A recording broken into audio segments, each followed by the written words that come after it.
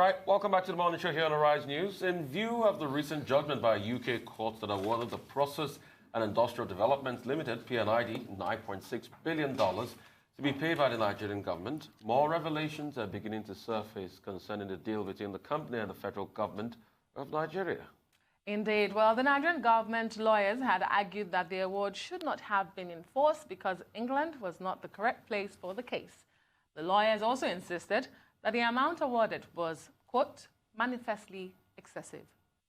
So we recall that the Process and Industrial Development Limited, p&ID, have sought the right to seize some $9 billion in assets from the Nigerian government over an aborted gas project. The failed project was to build a gas processing plant in the southern Nigerian city of Calabar in Cross River State.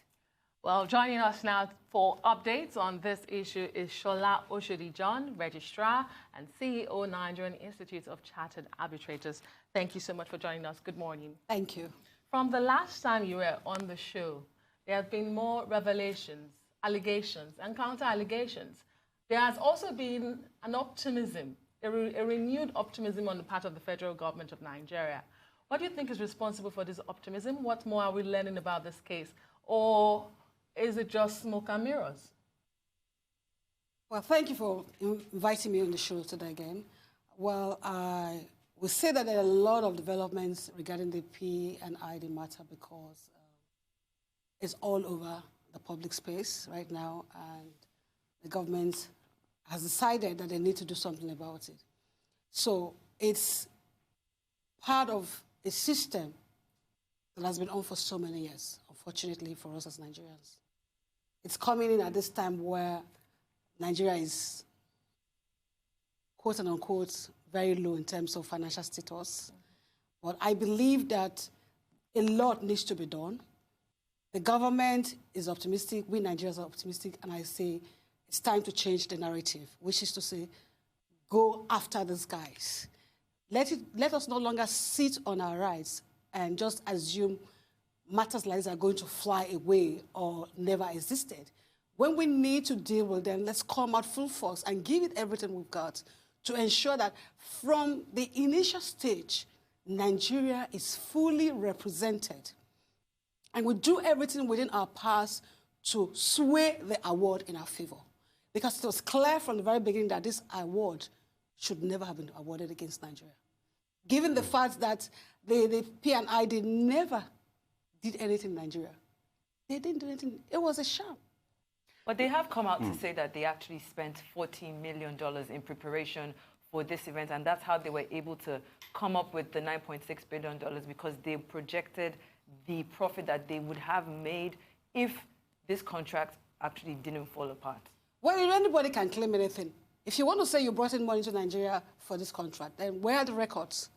Is there any proof from the Central Bank of Nigeria that p&ID put money to Nigeria? Even the site they were giving, is there any mortar bricks there to show that they actually did something? I believe it's just one of those shell companies that look for developing nations to take advantage of, because they know that in developing nations they can have people that will collaborate and cooperate with them to, to kind of like take money off. So let me go into this in detail, because that angle was greatly rebuffed by Bloomberg yesterday. You saw the report. There was a big report out by Bloomberg yesterday saying that this company were called in as consultants to this project by another company owned by a prominent Nigerian. Yes. And the prominent Nigerian had paid them $40 million for feasibility study of this. Then the promoters of p&ID, Michael Quinn, went to the back and talked to the Nigerian government and then, petroleum head, minister, and got this deal to themselves. So they went to the back, circumvented the initial Nigerian that was in this deal, went to the back, got the deal for themselves, did nothing. So obviously the $40 million, just to connect to Shenita's question, obviously maybe it was the money that had been paid initially as feasibility study on this, because there was a big expose. Bloomberg had this out yesterday. What did you say as regards that? Well, if the facts that we heard from Bloomberg are correct, then obviously, like I said, Quinn and Co. didn't do anything in Nigeria. It's more like a round tipping kind of thing where you bring in somebody from abroad because of the mentality that we have in Nigeria, this inferiority complex that we have, that we feel that anything that comes from outside the shores of Nigeria is better than what we have here. And so they bring in this man that from the fast before us that is just a motor mechanic to come act as a consultant. Does he have the qualification? A motor mechanic? Yes. Based on the story that is breaking out, does he have the rest qualification? So when we look at Nigeria, we need to look at it holistically to say the issues before us now is not just only P&ID. We have to go beyond this fire brigade approach that when a story breaks out, then we start doing everything. We need to go back to the basics, to the foundation. Start afresh to say, you know what? It's messy. Just like you have talked about the P&ID case, also the Mambila case is there. Tell us about the Mambila case. We'd like to know about that Mambila case. Because that is quite big. And also tell us about the ExxonMobil case. It's I don't know. We'll start with the Mambila case because of time. Mambila case is a case where a particular company, Sunrise Power and Transmission Company, got a contract to build an hydropower plant at the Mambila Plateau. In 2003, and then by 2017, probably they didn't do nothing, or whatever they have done did not amount to what was expected. Federal government, officials of the federal government decides to award this same contract to three Chinese firms. How do you reconcile that? Was this contract in the first instance terminated? Or was it resolved in any way? And given all the facts before us, we allowed ourselves again to fall into the same circle of ending up defending ourselves when we should be the one going for the kill. Now, the company has gotten an award against the federal government of Nigeria for a contract that ought to have, by now, had been completed, that was not completed, because along the line, we awarded it to some other Chinese firm based on the advice of certain key government officials. So you see, again and again, this thing keeps playing and acting up and up. So, like I said, we need to go to the basics. And the basic is, first of all, there is a need for us to put national interest above personal interest. And secondly, we need to come up with a database of all agreements, bilateral treaties, commercial treaties, investment, whatever, that has been signed from 1960. And get a team of experts to review them and look at the obligations that Nigeria ought to commit or meet up with. And if they are onerous, we need to see them and say, you know what? Yes, we signed this agreement and these treaties, but at this time, it is no longer workable. There is changed circumstances. We need to revisit it and review the contracts and agreements. A lot of questions come to mind, but let me just begin by, what you have highlighted here. And I will take you to an article written by Forbes last year entitled, "Want to Lose Money in Africa's Biggest Markets? Put it into Nigeria." Now, that report highlighted some of the challenges that foreign investors encounter in Nigeria. And, especially increased violation of basic property and contractual rights. It went ahead to cite 3 examples. Okay. The MTN case, P&ID, and Sunrise Power. Okay, so I will continue that question because we need to go to South Africa at the moment. Keep your line of thought. We do hear that the president of South Africa, President Cyril Ramaphosa, is to address the World Economic Forum. On our initiatives, on the conversations coming out of the meeting, and similar to this year in 2017, the emphasis was very much on inclusive growth, what we need to do differently, what new commitments, partnerships are needed to be able to deliver on that. It has literally turned out to be an eventful start. Allow me to begin by expressing the forum's solidarity with the people of South Africa, seeking to drive change in the face of systemic violence against women.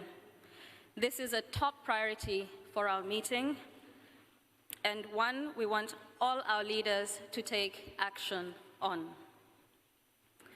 Next.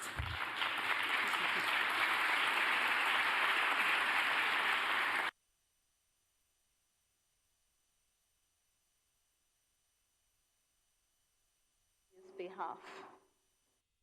I made mention about impact, and you'll hear more, and some of you have already been literally participating in sessions where there was conversations about this and taking issues forward. Allow me to just highlight 3 critical ones, which we welcome your support on, but also for the benefit of people who are not able to participate in those closed-door conversations. One is the issue of youth unemployment, and we're looking to tackle that by launching a new platform, the Africa Growth Platform, which is essentially seeking to unlock his speech on his behalf. I made mention about impact, and you'll hear more, and some of you have already been literally participating in sessions where there was conversations about this and taking issues forward. Allow me to just highlight 3 critical ones, which we welcome your support on, but also for the benefit of people who are not able to participate in those session on the World Economic Forum on Africa there in Cape Town. We'll go on a break on the Morning Show. Thank you so much for joining us. We're still discussing arbitration in Nigeria, especially in relation to p&ID. Just before that break, I was asking you, the Forbes had written this damning report about foreign investors, but I want to flip that coin. Do you think that foreign investors are exploring loopholes in Nigeria and exploiting the country in conjunction with some fraudulent Nigerians? Isn't that the case we are having? Of course, that's the case. It's quite clear. And that is what we've been speaking about as an institute, to say that the time has come for us to come up with a national policy. No country in the world leaves its doors and borders open for any Tom, Dick, and Harry to come in whatever disguise and just come in and take out. So we need to have a national policy where we have clear rules that governs the operation of arbitration in Nigeria, starting from the seat and the venue of arbitration. We are tired as an institute to see our matters being taken abroad instead of being handled in Nigeria. I can assure you, if the p&ID case or the Seno power and transmission matters were done here, we would have been able to marshal a better defense, put up the best legal team that we can have, even reduce the cost that goes into arbitration. So we are asking that the federal government should begin to look at a national policy where, for all countries and agreements, Nigeria should be the venue and the seat, and Nigerian arbitrators should be employed to handle this matter. One thing is certain, we'll definitely still have you to talk about. There's a lot to talk about. There's the ExxonMobil Nigeria NNPC matter and the list is endless. That's about all we have for you on the show today. We need to go, and we'll be going back to the World Economic Forum in Cape Town, South Africa. I'm Rafai Husseini. I'm Adeso Amoran. And I'm Shola Oshodi. Thank you for watching.